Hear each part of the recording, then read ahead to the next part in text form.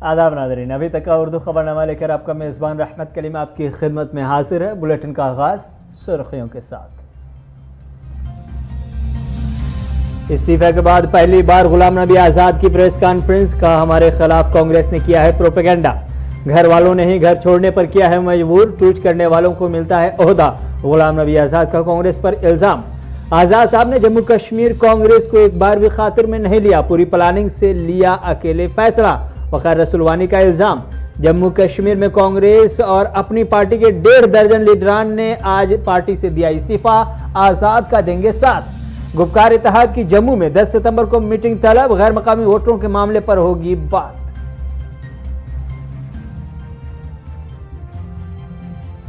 जम्मू में वकला की जानिब से आज दिन भर जम्मू को रखा गया बंद, दुकानें और दीगर काम काज रहा ठप। जम्मू कश्मीर इंतजामिया अब तक 200 सरकारी खिदमात को ऑनलाइन करने में हुई कामयाब, रफ्तार तेज। खुद सुपुर्दगी करने वाले बानिहाल के मिलिटेंट अमीन वानी पर PSA आयद, कोट बलवाल जेल मुंतकिल। जम्मू कश्मीर में कोरोना की रफ्तार हुई धीमी, गुज़श्ता 24 घंटे में 57 नए मामले किए गए रिकॉर्ड। और पाकिस्तान ने भारत के साथ तजारत शुरू करने का लिया फैसला, जल्द होगा ऐलान, पाकिस्तानी वजीर खजाना का बयान।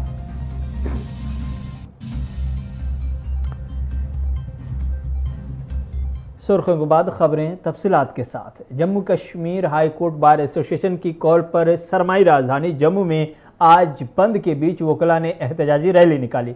दिन भर जगह जगह तरह तरह के अंदाज में एहतजाज मुजाहरे होते रहे और रैली भी देखने को मिली। बता दें कि हाई कोर्ट बार एसोसिएशन और हुकूमती नुमाइंदों के दरमियान बातचीत नाकाम होने के बाद वकला ने आज बंद की कॉल दी थी। एहतजाज में आज जहां वकला ने जम्मू में कामकाज को बंद रखा, वहीं एहतजाज मुजाहरे के साथ साथ वकला ने सड़कों पर टायर भी जलाए, जिसकी वजह से शाहराहों पर गाड़ियों की आमदोरफ्त में खलल भी देखने को मिला।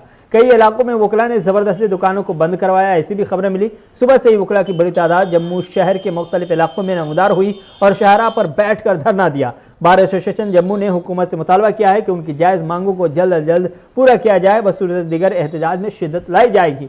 आज चूंकि एक दिन के बंद का ऐलान किया गया था और एक दिन का बंद अब खत्म हुआ, आज दिन भर इस बंद की वजह से जम्मू में कामकाज मुतासिर हुए। जाहिर सी बात इसका मिला जुला असर देखने को मिला, बहुत ज़्यादा ही नहीं लेकिन बहुत कम भी नहीं, असर देखने को मिला ज़रूर है।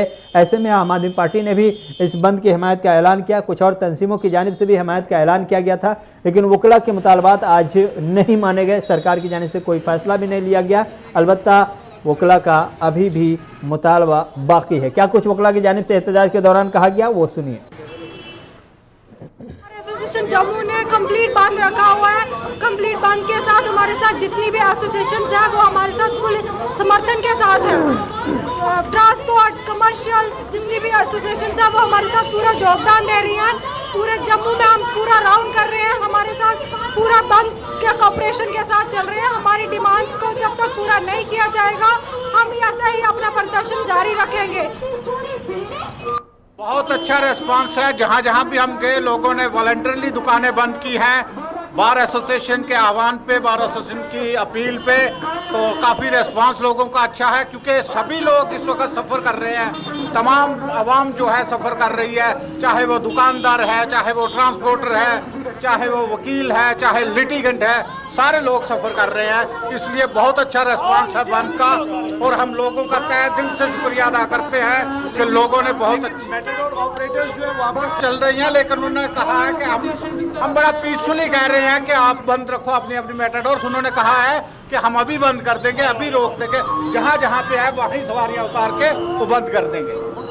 ये बताइएगा कि कल रात को आपकी जो चीफ वो भी कुछ फाइनल नहीं हुआ, लेकिन उन्होंने कहा है कि आपके तमाम तर मसाइल जो है यह LG साहब के साथ रखेंगे और गवर्नमेंट के साथ रखेंगे।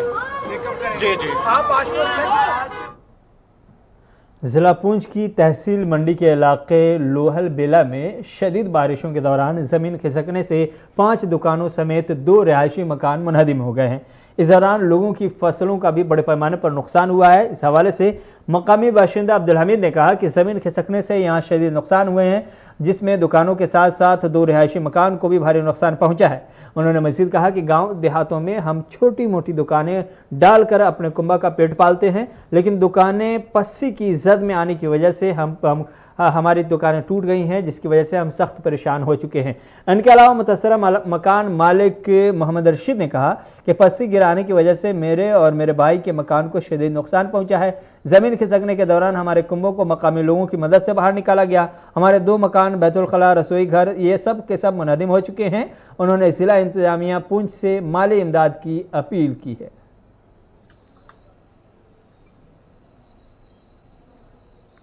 यहाँ जो लाइन स्लाइडिंग हुई है उसकी वजह से यहाँ बहुत ज़्यादा नुकसान हुआ है।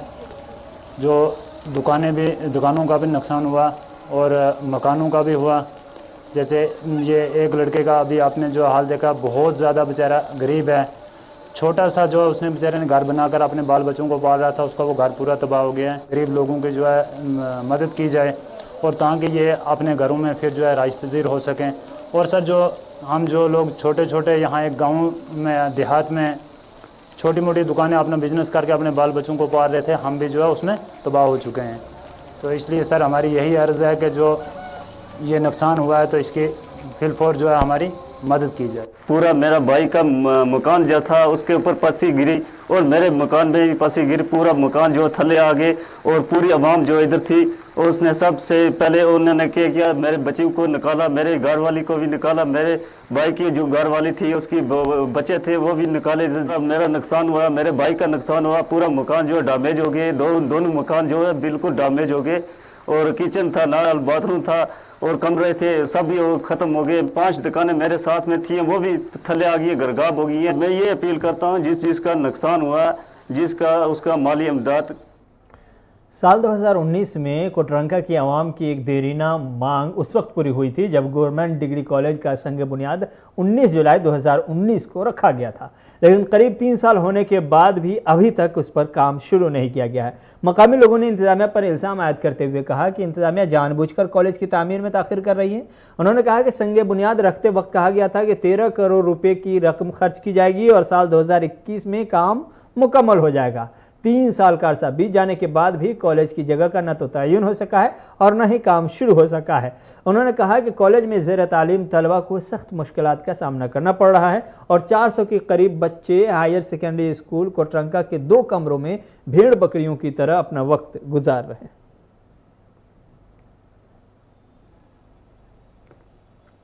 जो कंसर्न डिपार्टमेंट है उनकी नेग्लिजेंस है, उसकी वजह से ही आज तक लैंड आइडेंटिफाई नहीं हो पाई है और ये बिल्डिंग्स नहीं बन पाई हैं, जिसकी वजह से हमारे जो बच्चे हैं वो हर रोज़ सफ़र कर रहे हैं, उनका फ्यूचर स्पॉइल हो रहा है। मैं आपके माध्यम से ये आम पब्लिक और एडमिनिस्ट्रेशन को बता दूं कि लगभग 250 के करीब बच्चे जो हैं वो ज़ेर तालीम है इस कॉलेज में और 850 प्लस बच्चे जो हैं वो साथ में जो हाई सेकेंडरी है इसमें ज़ेर तालीम है। अब बिल्डिंग इंफ्रास्ट्रक्चर ना होने की वजह से हमारे बच्चे जो हैं ये 1000 के प्लस बच्चे हैं जो डेली बेसिस पे सफ़र हो रहे हैं और जैसे कोई मौसम ख़राब होता है, बारिश होती है तो मानो कि यहाँ छुट्टी हो जाती है। तो आप समझ सकते हैं कि एजुकेशन के बिना जब कोई सोसाइटी सर्वाइव नहीं कर सकती है तो हमारा जो आने वाला मुस्तकबिल है वो कैसा होगा जब हमारे बच्चों की एजुकेशन इस तरह से हो रही है। हर जगह हर वक्त अपनी ये आवाज़ बुलंद की है कि हमारी सख्त ज़रूरत है, हमें कॉलेज की बिल्डिंग दी जाए, हमारे बच्चों को बेहतर तालीम दी जाए, लेकिन यहाँ टोटल एक चीप पॉलिटिक्स हो रही है। अब ये कॉलेज की मैं बताऊँ आपको कि 2019 में 40 कॉलेज सैंक्शन हुए थे जिनमें से एक ये कॉलेज था, लेकिन हम लोग इसको अपनी बदकिस्मती समझते हैं कि इसके साथ के 39 कॉलेज जो है वो सारे के सारे ज़मीनी सतह पे इस्टेब्लिश हो चुके हैं और ये कॉलेज आज भी सियासत का शिकार है। बार बार इसकी लैंड आइडेंटिफाई होती है, कभी जियोलॉजिकल और माइनिंग वाले इसका जो सर्वे करके इसकी लैंड जो है रिजेक्ट कर देते हैं और कभी सियासी तौर पर हमें पता ही नहीं चलता है, जब लोग वॉलंटरीली लैंड डोनेट भी करते हैं फिर भी इसके ऊपर कोई कार्रवाई नहीं होती है। तो ये डिपार्टमेंट्स का, हायर एजुकेशन का बिल्कुल हंदवारा में कुत्तों की बढ़ती हुई तादाद से लोगों में काफ़ी खौफ देखने को मिल रहा है। लोगों का घरों से निकलना मुहाल हो चुका है और तलबा के लिए भी बड़ा चैलेंज है, लेकिन इंतजामिया के कान तक इस बिन बुलाए मेहमानों की आवाज़ नहीं पहुंच रही है। हंदवारा में मुकीम लोगों और दुकानदारों ने मीडिया से बात करते हुए बताया है कि हंदवारा में आवारा कुत्तों की बढ़ती तादाद की वजह से राहगीरों को घूमने फिरने में काफ़ी मुश्किलात का सामना करना पड़ रहा है। उन्होंने कहा कि हंदवारा कस्बे में करीब 10 मसाजिद शरीफ हैं, दर्जनों गवर्नमेंट और प्राइवेट स्कूल्स हैं। इन तमाम जगहों पर लावारिस कुत्ते बड़ी तादाद में नजर आ रहे हैं, जिससे बच्चों को स्कूल आने जाने और लोगों को मस्जिद तक आने जाने में, साथ ही साथ राहगीरों की बात करें तो उन्हें रास्ता चलने में काफ़ी दुश्वारियों का सामना करना पड़ रहा है। खौफ के मारे वो तेज़ी से कदम बढ़ाने लगते हैं।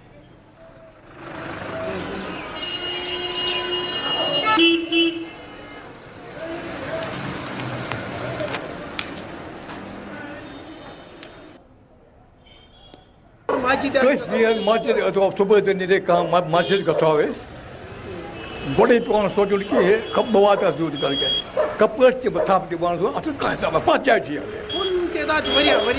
बड़े दो बड़े नहीं क्या यप नो तपर हो यम साइड पको तपर पकन बनान कहें बच्चे लुट कोर वगैरह फोन कम तो स्कूटी दी कुछ जगह यहाँ पे सड़कों पे डॉग्स है, इसको हटाना चाहिए ना।